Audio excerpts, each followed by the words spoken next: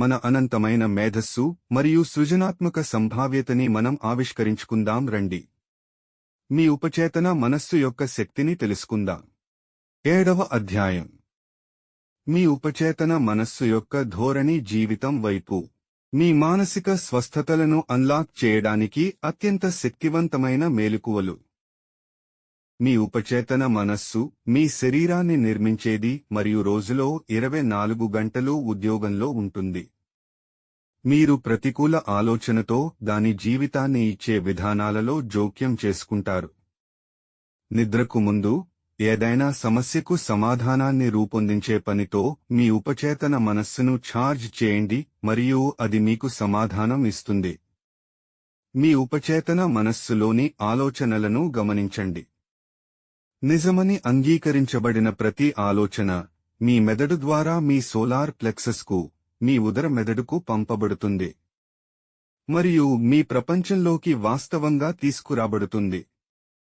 ఈ శక్తివంతమైన మేలుకువలను మరోసారి సమీక్షిద్దాం.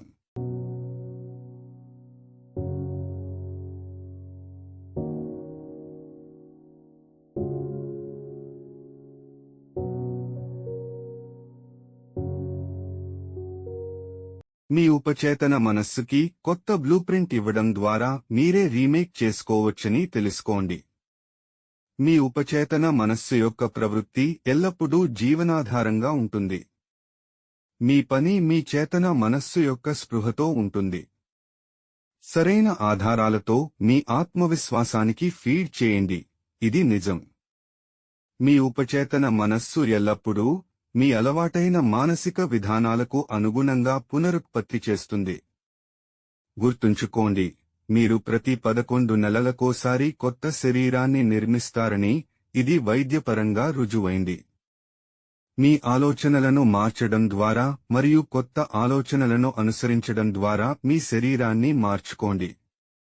ఈ శక్తివంతమైన మేలుకువలను మరోసారి సమీక్షిద్దాం.